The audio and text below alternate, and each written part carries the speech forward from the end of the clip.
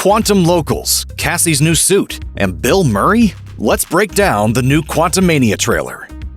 The trailer starts off with Elton John's classic song Goodbye Yellow Brick Road and a narration from Scott Lang. He muses to himself, "I used to ask myself a lot of questions. Scott, you're an ex-con. How are you an Avenger? That doesn't make sense." This bit sounds way too polished and thought out to be Scott's inner dialogue. So we have a theory. This is the beginning of one of his acclaimed podcast interviews, possibly even the Big Me, Little Me, a Scott Lang interview that was referenced in Ms. Marvel. There has to be some way to tie that in and get another reference to that gag. Until we know for sure, the trailer holds us over with a good laugh when a cafe owner mistakes Ant-Man for Spider-Man.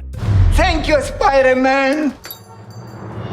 The laughs keep on coming thanks to a callback to Lang's past at Baskin-Robbins. He started from the bottom when he was getting fired for his criminal record. But now we're here after Ant-Man and the rest of the gang saved the world from Thanos, and he's being declared the employee of the century. Both of these instances are great reminders that the Ant-Man movies aren't afraid to get a little silly and show off the more comedic side of the MCU.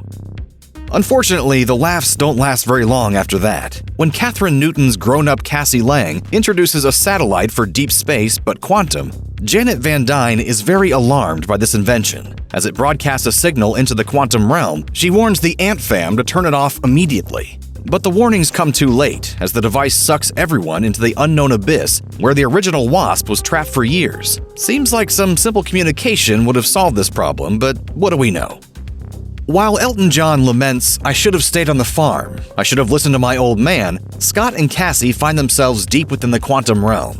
However, it looks much more vibrant and populated since they last visited as a family to save Janet in 2018's Ant-Man and the Wasp. The elder Van Dyne calls it a secret universe beneath ours, but then solemnly reveals that she neglected to tell them something about her time spent here. Again, they probably would have appreciated some communication about this before they were sucked into this realm against their wishes. From here, we get flashes of this microscopic world that more resembles something out of Guardians of the Galaxy than Ant-Man. Spaceships, futuristic buildings, and alien flora and fauna are scattered around the rest of the trailer. Rather than the science heists we've seen from these movies, it appears Reed is leaning into a more comic book-based aesthetic, and we're definitely here for it.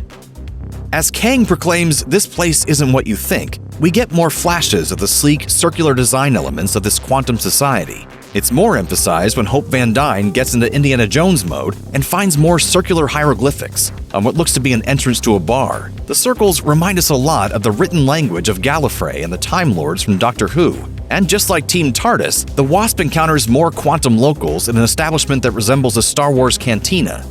Over my dead body. They don't really look like the welcoming type, which could be a problem for the hero at some point. During the quick cuts of the quantum realm, one scene shows a glimpse of Bill Murray's character, who still remains a mystery. However, the actor did previously tease that he's playing a villain in the film. It's possible that his character eventually becomes MODOK, who was featured in the footage shown at this year's San Diego Comic-Con. Or maybe he's connected to the mechanized organism designed only for killing in some other way. Or maybe he's not involved with the incredibly strange fan-favorite Marvel Comics villain at all. It's very possible that there are 3 antagonists in this movie. But just the idea of the comedy legend associating with the character that was once portrayed by Patton Oswalt in his own animated Hulu series is pretty funny. Oh my god, my poor dear boy! Look what they've done to you! Turned you into a fool!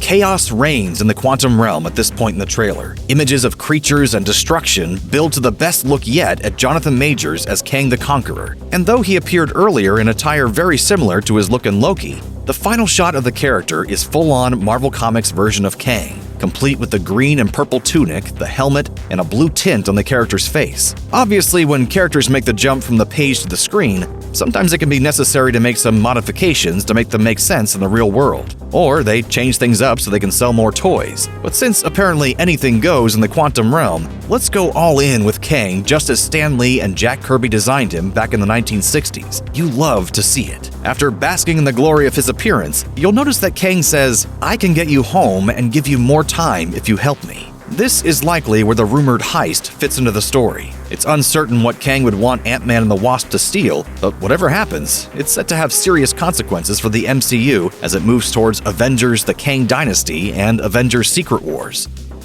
A recurring theme of Phase 4 has been family. Legacy characters have been introduced left and right over the past few MCU entries, giving the spotlight to characters like Kate Bishop, Scar, Eli Bradley, Joaquin Torres, and more. This movie, the first Phase 5 film, looks to be following that trend. As we first learned back at SDCC, Newton's Cassie Lang would suit up in her own supersuit. Now we get to see the suit in action. Unfortunately, we don't see Cassie shrink, grow, or fly just yet, but it is still pretty cool to see her wear it alongside her superhero family. It's also unclear whether the MCU version of the character will take up the mantle of Stature or Stinger from her comic book counterparts as her codename. With a whole new generation of heroes emerging, the time is nearly optimal to introduce the Young Avengers into this cinematic universe. But before we get there, Cassie and the crew will have to survive their encounter with Kang in the quantum realm. Ant-Man and the Wasp: Quantumania debuts in theaters on February 17, 2023.